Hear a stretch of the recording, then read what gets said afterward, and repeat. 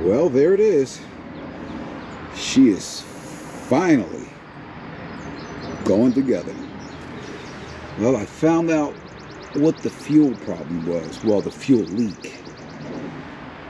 If you remember in the last video, this injector was leaking from the fuel rail down, and it left a nice puddle right over here next to the cold start. And yeah, it's my fault. I took it all apart, I removed it, and I found this O-ring pinched in there. You can still see it. Well, maybe you can't see it on the camera, but it's got a small dent right there on that side. It's ruined. And so instead of ordering some new O-rings, what I did, I went in the box. I went in this box and I removed, you see these blue O-rings here? I removed a couple of them and used them. Old used O-rings. So I repair that one, I go to put it back together, and it starts to leak from two other injectors. And so I removed them and replaced them with used ones. And these are pinched too, but very slightly. I guess the slightest pinch will make them leak. But yeah, I learned my lesson. So I did some research, and apparently what happened was that I made the mistake of installing the injectors on the rail. I mean, that's the way you would do it if they were original injectors. But looking online, everyone is saying that you put the injectors on the intake manifold first and then put the rail on. Why is it done like that? I don't know. But it works. As you can see, it's holding pressure now. And to think this all started because I diagnosed it as being bad, the fuel pressure regulator. And when I started to do this, I noticed that this line was pinched, the return line for the fuel. So I thought that would be a problem. So I started to take that apart, and it just kept snowballing and snowballing. And so I didn't want to put the old injectors back in there, because after doing all this work, and then the fuel injectors, they fail, that's a lot of work. On and off, on and off. Anyway, thank God that ordeal is over with. Water pump is in. Oh, also, I removed these two sensors here. And so one is a temperature sensor. Not sure, I believe it's for the gauge. Don't quote me on that. But this one here, this big one, it's made in Germany. I took it apart. Well, I took it out and cleaned it up, and it says made in Germany. And I looked it up online, and it's a thermal switch. So what this does, if you look at it, you see the plug. It looks just like an injector plug on these injectors. So apparently what this does is sends a signal to the computer, and then the computer activates the cold start injector. But I believe it has to be either 40 degrees or below in order for it to work. But I just assume it's okay. I just put it back in there. And like I said, it doesn't matter. If the cold start injector doesn't work, it's just going to take a few extra seconds to start when it's cold out. But it'll start.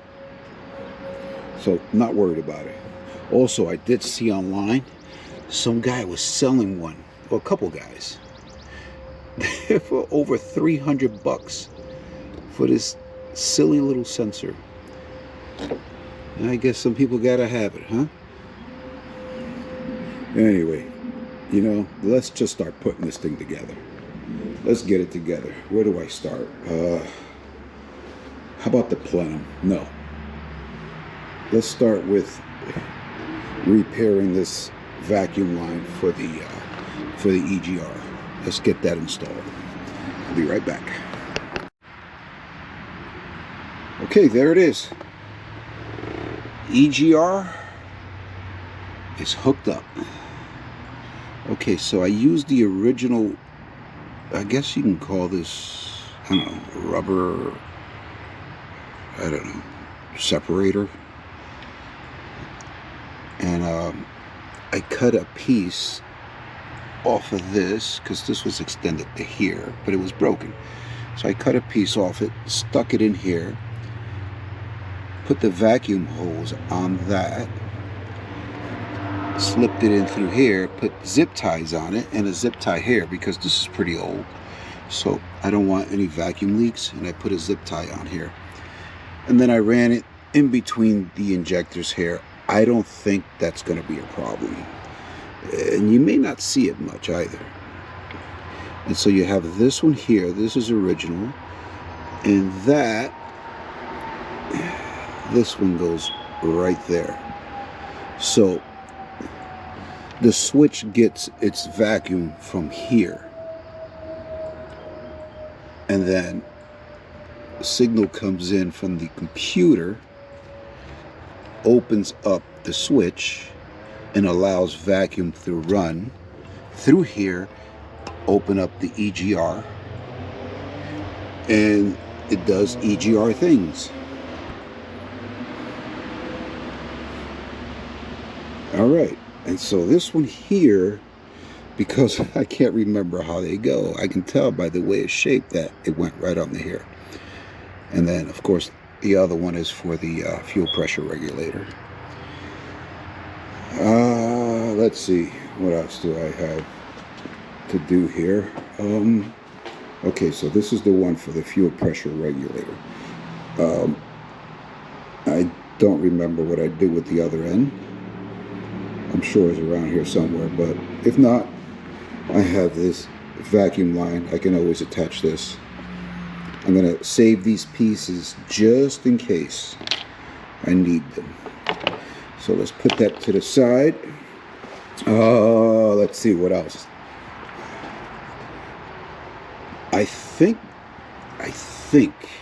that it's okay to put the plenum in place. I'm just going to go over a few things here. I'm going to make sure the fuel lines are tightened down. Make sure that this is tight. And I think that'll do it. And then I'll put that plenum in place. Okay, let me get that started. The gaskets. Look at how clean that is. Super clean. And you gotta love these gaskets. I mean, GM really got this right. Look at that. Push it in place. Holds it in place for you. That is pretty awesome. Let's do the other side.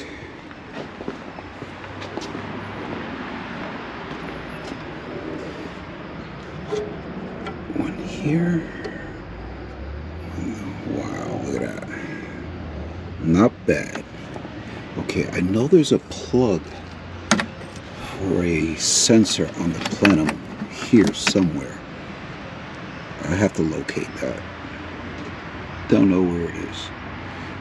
And I pushed it to the side somewhere. Okay, so this goes in here.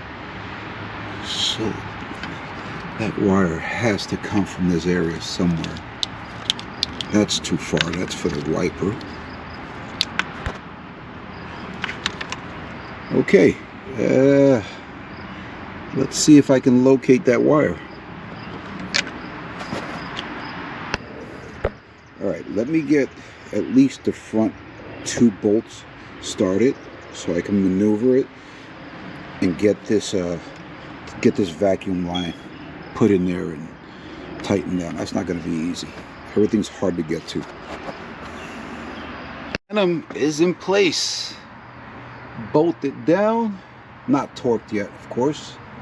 Check it out. Still holding pressure. Oh yeah. Show you this side. Just one here. The original bolt goes back in place, but I need to lube it first. I ran out of NAC, so I'm going to be using this product here. bow lube. This is made by Boeing. It's what they use to I don't know, bolt together airplanes. So it's like a wax. It's pretty good stuff. Anyway, my neighbor gave me this. He said I should use it, and so I will. So what do you think, folks? Be honest. How's it look? I am in the home stretch. Just need to put the throttle body in place. I'm going to put all the lines back in place. I'm going to keep the antifreeze that runs through the throttle body. That's all going to stay in place. Trying to keep it as stock as possible. The 2 bolts are in place. Oh, wait a minute. This one needs to come out. It's too long. Or I can shorten it. Yeah, that's what I'll do. I'll cut it. I don't know. I think that's going to do it for now. I don't know how long this video is going to be. I'm going to try to edit it and not make it so long. I can't keep you guys engaged for more than 3 minutes. Never mind 30 minutes. Anyway, folks, throttle body's waiting on me. It's all cleaned up, ready to go. Check it out. All right, tomorrow I'll come back out here and we'll continue this this install. We'll put it back together.